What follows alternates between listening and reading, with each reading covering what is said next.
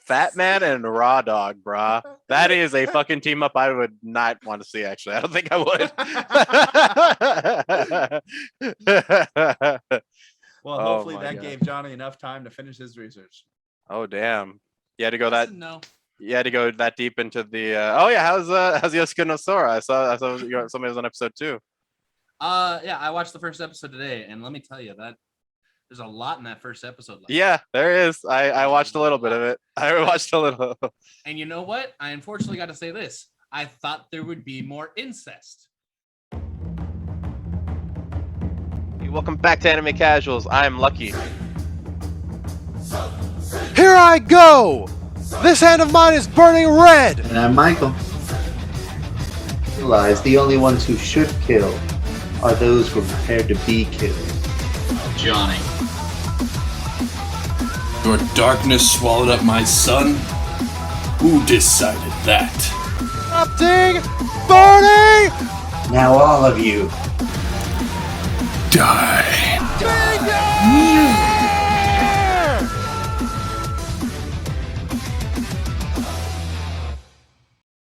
Hey, what's happening, everybody? Welcome back to Anime Casuals. I am Lucky. I am Mikhail. I am Johnny. And we make up Anime Casuals. As you can see, we are all males. Therefore, we're going to be talking about our favorite male protagonists. Those two things don't really have a lot to do with each other, but because especially this next week, we're going to talk about females, and I don't know how I'm going to introduce that topic at all. But anyway, we're talking about our favorite male protagonist, giving some concrete reasons why we like them. And if anybody would like to dispute those reasons or maybe say why theirs is better or anything like that, otherwise, we'll just be basically having a discussion about this. But since I came up with this topic, I'll go ahead and start with my pick, which is Guts from Berserk. Guts is my all-time favorite male protagonist, man.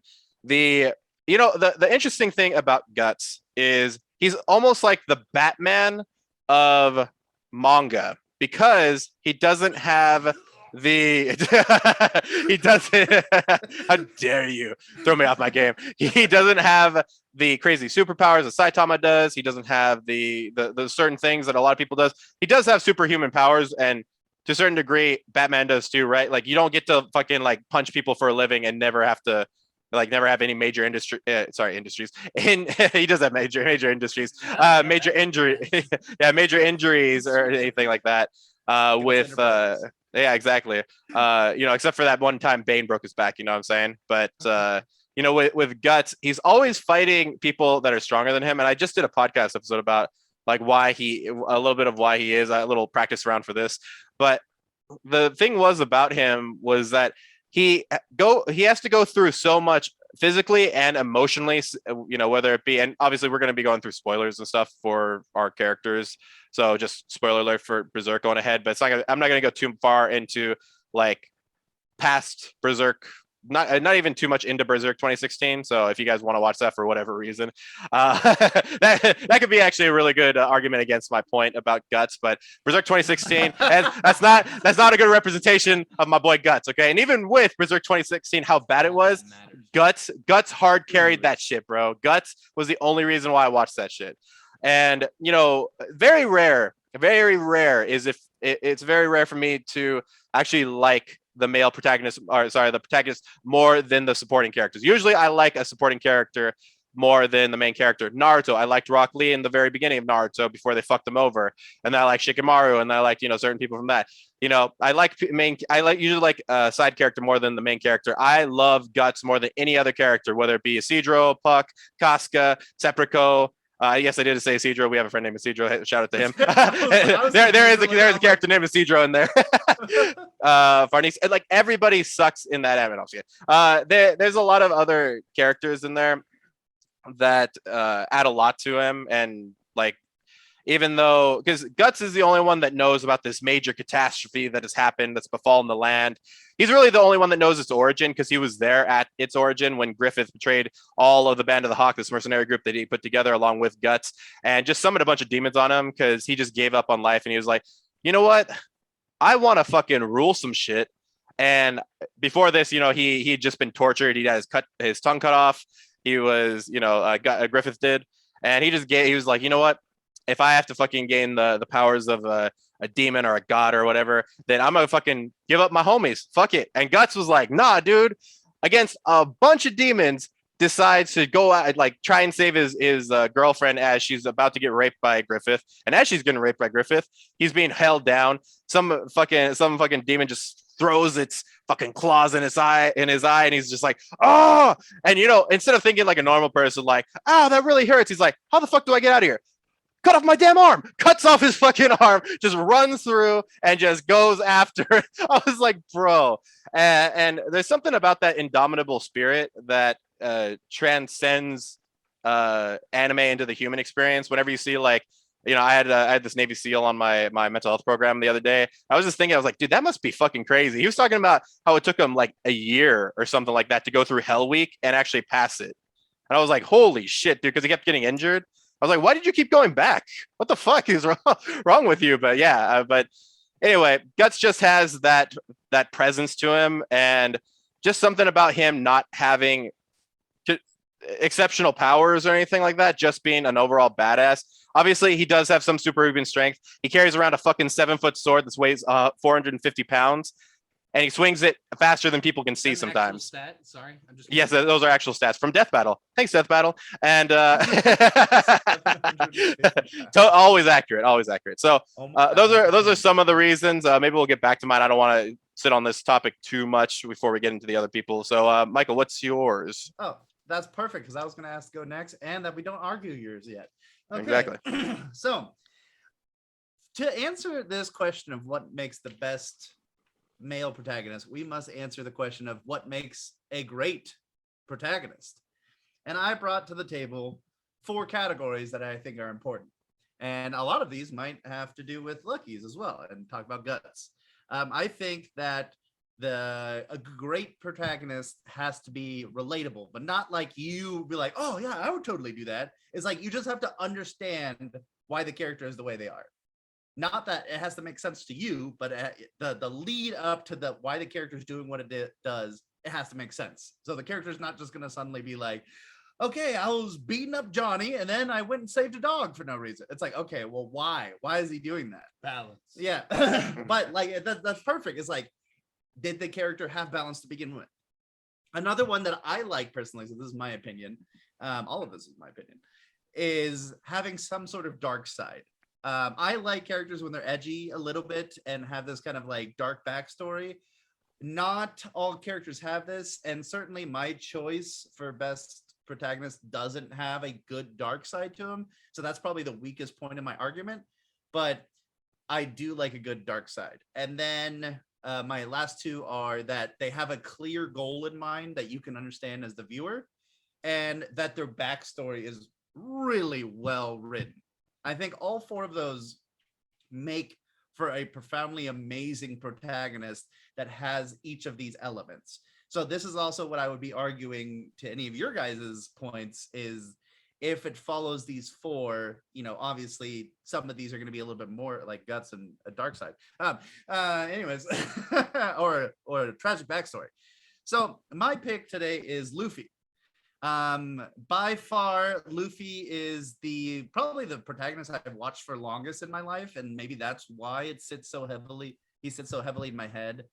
But from Luffy's beginnings to where he's at now, I can't say that he's struggled as much as Guts has. I mean, when your girlfriend gets abused like she has done, I mean, that's some traumatic shit right there. But Luffy has gone through his own share of experiences. He's relatable. You can understand why Luffy is the way he is. He's a happy-go-lucky kid, but his mindset has been basically set in concrete from him being a young age. He's constantly seen the diverse difference between the rich and the poor. He's had tragic things happen to him. He lost his biggest role model in his life when Goldie Roger died. That inspired him to basically go do what he's doing now, is be the Pirate King. You can understand how Luffy, just like you can understand Naruto, Luffy loves his friends because he's lost them before. I mean, he thought Sabo died forever. Spoilers. And so that made him love his family even more. And as he slowly picked up crew members, they became a cemented part of who he is as a person, which is also why I love One Piece in the first place, is that it's weirdly not just about Luffy and his journey. It's not called Luffy, it's called One Piece.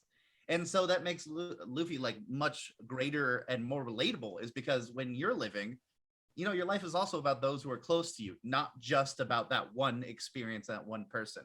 Yeah. To get to the next point, we all understand Luffy's pretty relatable. His dark side.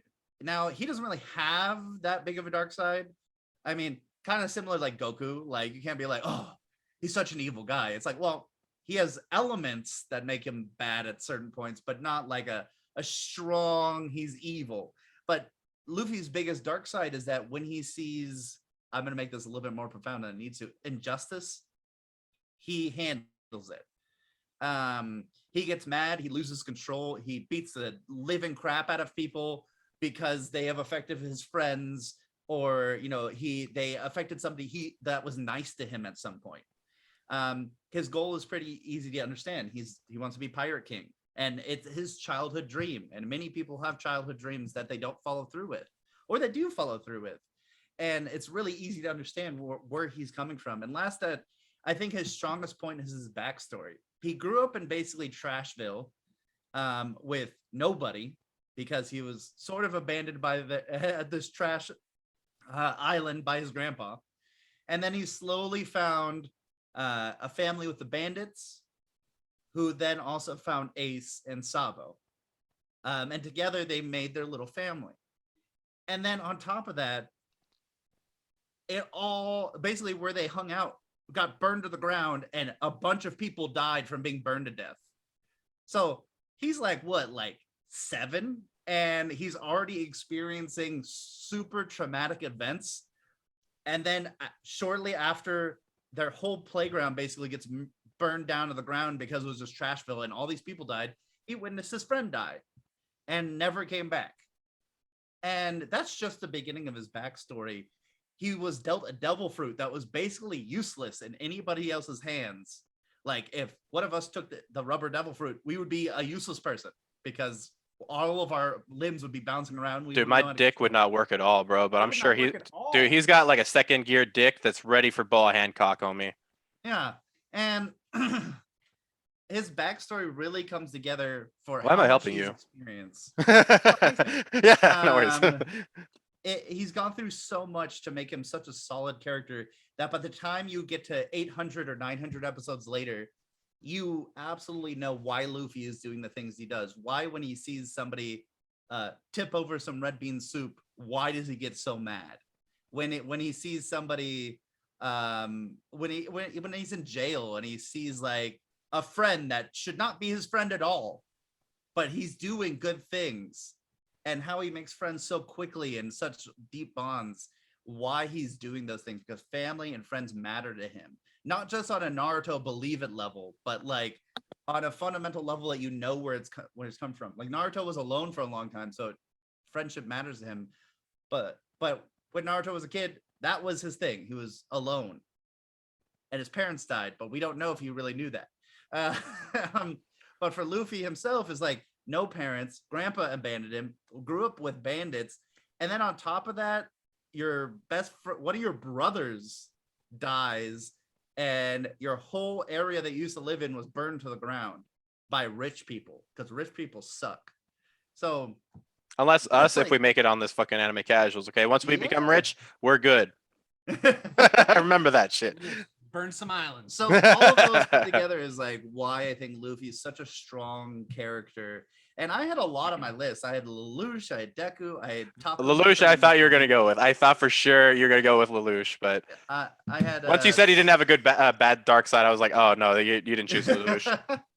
I had like Naofumi, I had Simone. Oh, I mean, Naofumi's a good one. Yeah, I mean, Naofumi's really up in my top 5. Yeah.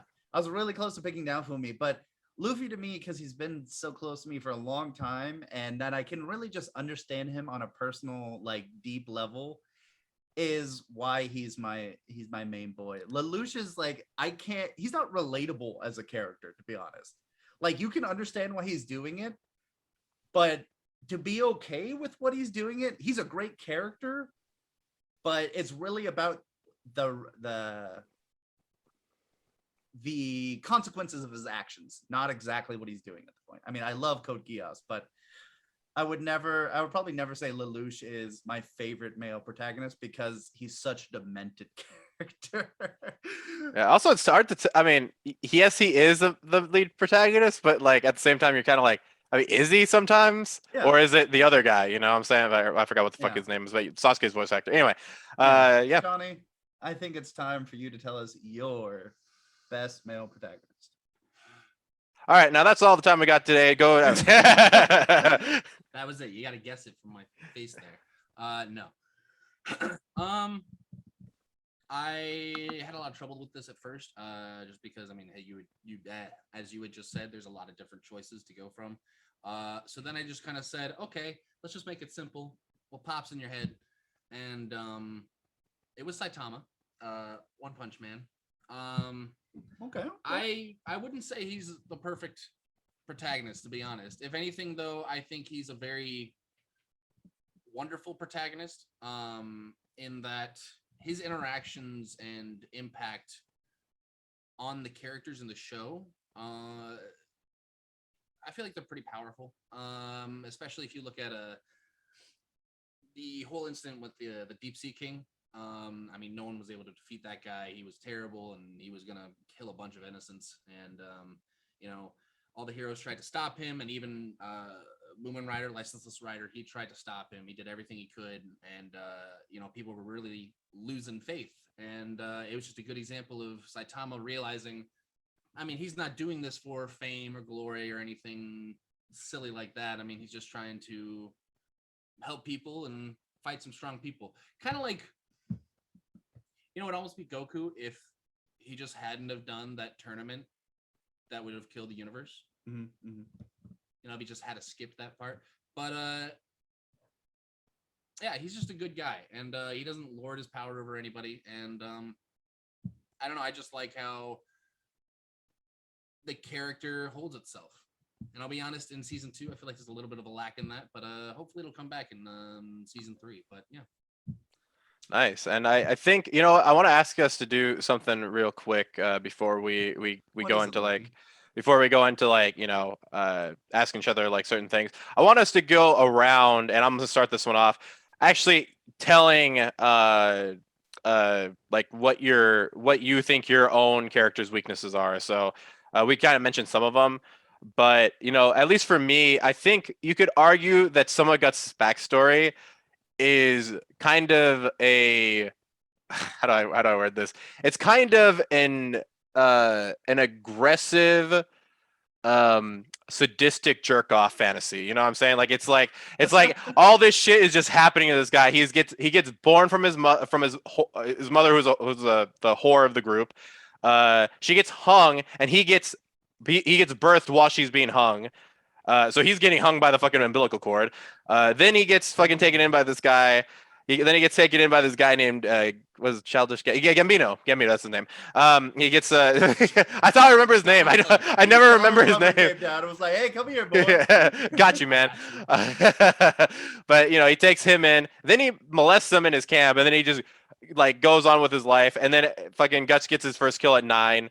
And you could argue that every single time, like, there's like a new thing. It's a little bit of the same, not to this degree, but you know, there are some things that I disagree with Redo of Healer, but you could argue some of the same ideas of Redo of Healer, the first episode of Goblin Slayer. Did you have to take it that far in certain parts of it, or could you have taken it back a little bit?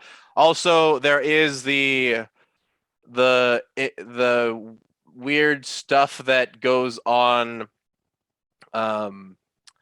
There's some of the weird stuff that goes on, like in terms of power scaling and stuff. So he's supposed to be this regular human being. Somehow he's able to stay up every single night because he's always getting attacked by monsters because of the brand on his neck, and consistently being able to do that and not slow down whatsoever. So going back to like your relatability thing, Michael, it doesn't seem as relatable. I think that some of the other points that I pointed out is why he's relatable. He never gives up. He's fighting beings that oftentimes kick his ass for the most part until he fucking finally gets a hit in. But you can probably argue a lot of those points. Also, his group is not, and I know we're talking about the male protagonist himself. His group is not the most impressive group of people. You know, they're kind of just there. If anything, the Band of the Hawk was the best group that he was ever in, and they were only with him for like 20 episodes before they got fucking murdered. Now he's with this group that's been with them forever, and I kind of don't give a shit about most of them except for Isidro, because you know our boy's named Isidro, this guy's named Isidro, and he shows a lot of promise. So yeah, his supporting characters aren't all that great, but his fucking villains are top notch. I really like them. Yeah. I mean, I kind of going off of that. Luffy's biggest weakness is that at time, like for the majority of the first half of One Piece, he's a very narrow emotional character. Nothing really serious happens to him. He's just having fun. He's very like an on or off switch. Either he's happy and he's just chilling, or he's angry and he's fighting. Like there's just two emotions with him, and it takes like 300 episodes for that to expand. Like honestly, the formula was Luffy goes in, he has fun, he makes a friend, the friend gets like attacked or something happens to his friend, and then he gets mad and beats up the person who dealt his friend a blow.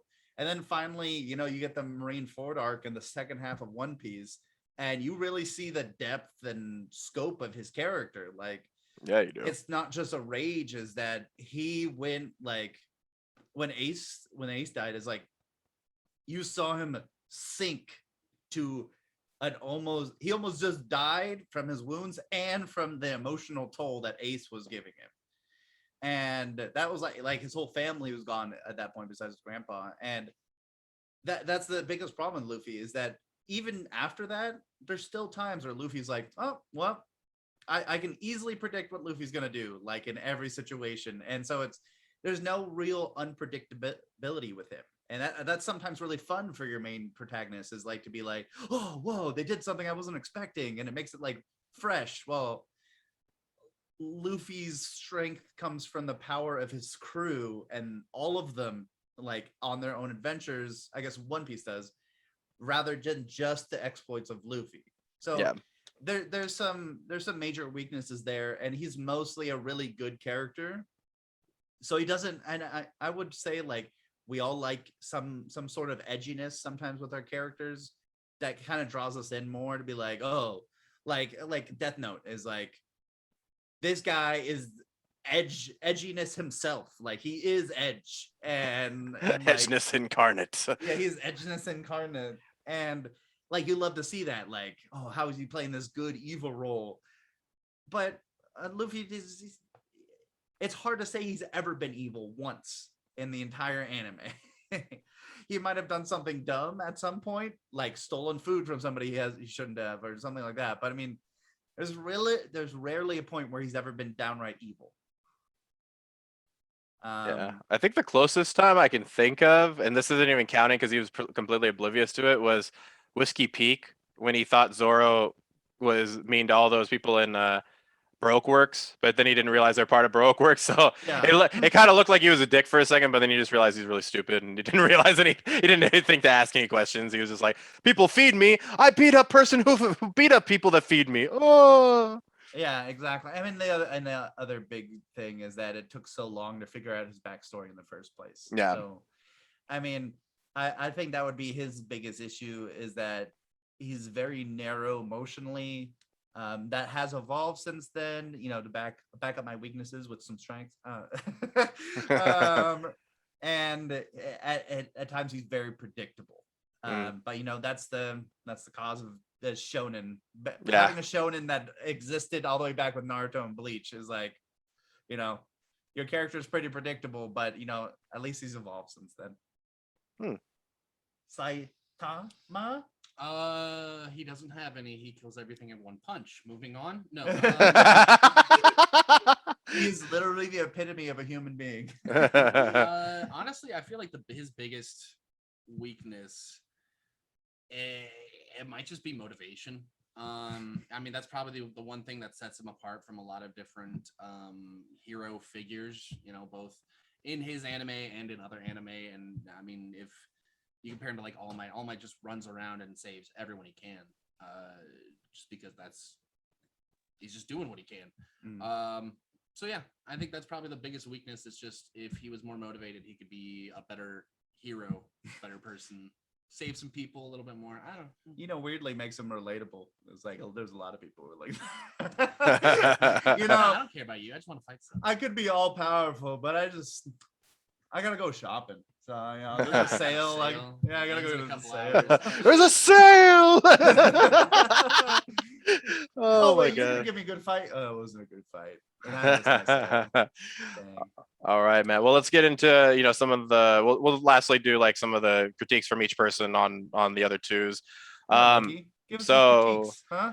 So yeah, I think we pretty much answered them. Maybe I should have done this afterwards, but now that I'm thinking about it, but yeah, I think the biggest problem with Luffy is he's a product of shonen anime, which is always going to have a very typical. But I would say that he is the if you're gonna have a shonen protagonist, it's probably you're gonna be thinking of Luffy in the perfect where, like if we talk about like the world of forms like Plato, that's the shonen protagonist is Luffy, right? He's the protagonist that everybody stems off of. We think of it as Goku, but if you think about it, Luffy embodies a lot of that more than Goku, because Luffy's not just looking for a fight, Yeah.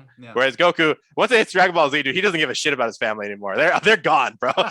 he fucking sends his kid with Piccolo. He doesn't give a shit. Fucking slaps Chi-Chi around. That tournament that Johnny was talking about, like he literally is like, well, my whole universe could disappear. Why not? Yeah, it's like I mean, what if it's fun, guys? Let's do it. oh my god, dude! Which is why I'm glad none of us chose Goku, man. We love Dragon Ball Z here, but we know Goku's heart isn't in it anymore. It's the too few big like things about that, like threatened everyone. threw Sensui to main villain to heal him for fight. In which he made his child fight. So, Oh my god. Yeah. I mean, there's a few glaring things on the. But yeah, like I said, he's just a product of that, and like I said, he's like the perfect idea of what a shonen protagonist is. Typically, some form of like stupidity or stupid moments. Luffy has a lot of those. Typically eats a lot. He eats a lot, So when you talk about that predictability thing, I think you're right. You're right on the money. It is pretty like we were, just watching One Piece today. When I was watching it today, I knew it was going to happen. I knew pretty much what he was going to be doing. I'd also argue that could be that it could also be a product of the fact that he has such a great crew with him. So I think that's also the thing that makes it hard to argue for him too, because his crew makes up all of his weaknesses.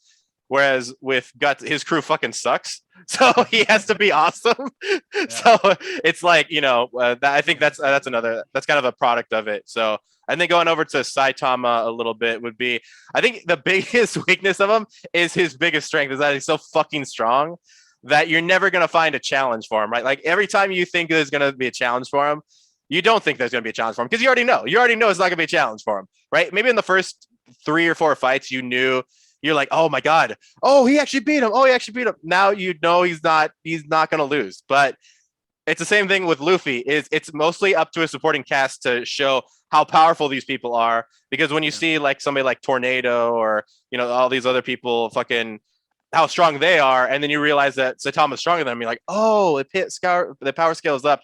So it's more of that it's One Punch Man is mostly about the world around Saitama. It's kind of like the One Punch Man game where like you can choose Saitama, but he just comes running in for like 2 minutes, and then if you survive 2 minutes, he just comes out and knocks somebody out with one punch.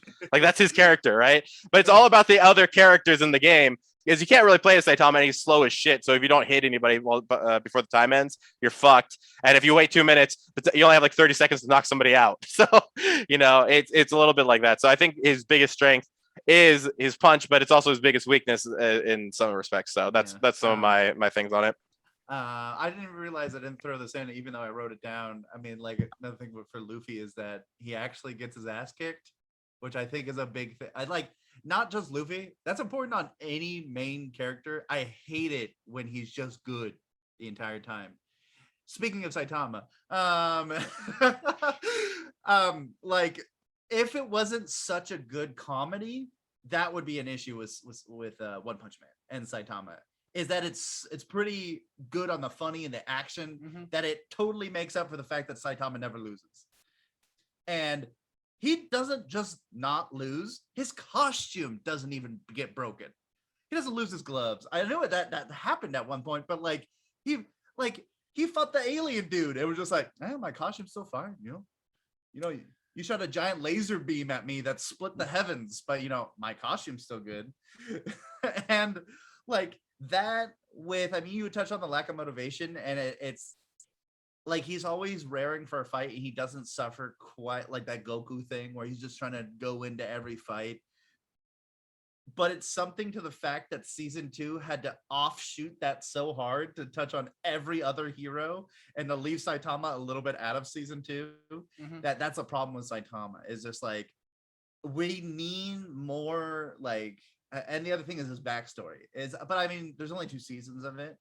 And the guy who writes it, I think, is more having fun with the idea of One Punch Man.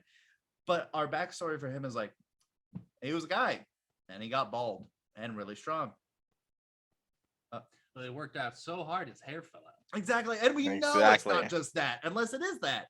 But we don't know. I'm not working out hard enough, dude. This thing keeps growing. Stop it. Stop it. That's where all your strength is stored, man. Yeah.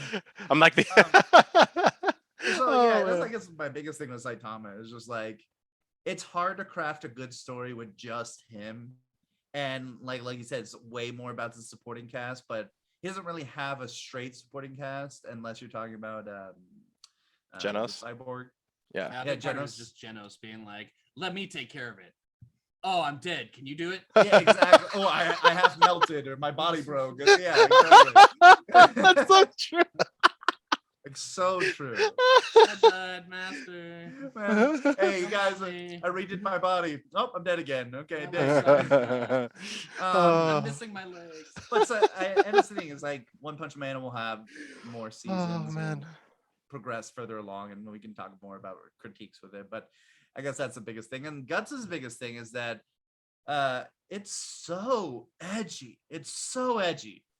I mean, you already covered that, but it's like, it's ridiculously edgy. It's the edgy to the point where it's like, hey, you know that thing that caught all the demons?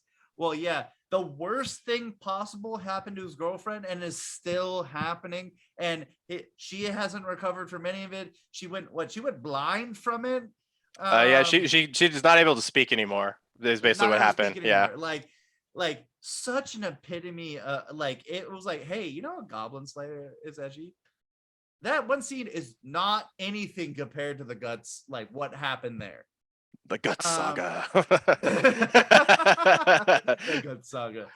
And on top of that, like, you could talk about CGI. I mean, that's not really about the character, but we'll throw a dig at Guts anyways. That's cheap, man. I already covered it. How dare you bring up Berserk 2016? How dare you? But my bigger thing is that I guess this is from my limited knowledge about Berserk as the series. Yeah. It really feels like Guts at times, like in a different way than Luffy, is a very narrow character. But I understand why that is. Like, it makes sense, but like he's very limited emotionally. Okay, got it. He went through the most freaking traumatic past you could go through. But we've seen not characters like him, but characters who've gone through some crazy stuff, and then every episode is sort of like, or like most of Guts' experiences, at least from what I've seen, I haven't seen a lot, so it's very much like Guts is like, there's demons, I must go fight them, and I guess save people. Okay. sometimes it doesn't go that way. Yeah, sometimes it's just like I'll just kill both of them. It's fine. It's not a big deal. Yeah, exactly. They're in the way. I have a 7-foot sword. 7-foot radius. There's a lot of people in the way. Swing. And I would say, I mean, beyond the side cast, a lot of the people he meets aren't quite impactful enough to really like. There's nobody out there who's really changing the way Guts is. So I mean, that I've seen. Lucky, you could probably prove me wrong about that, but I mean, like, it seems like Lucky. It seems like Guts is going. You'll never change me. Never change me, man. Guts is going through his own personal journey that he's growing on, while the people he meets, like, he's already suffered so much that the people he's talking to aren't really affecting the way he deals with things. So yeah, no, I pretty much what you're saying is mostly right. I mean, It's supposed to be. I think that's one of the problems with seinen in general. You know, they're supposed to be more at a male audience, so it's not heavy on the emotional spectrum.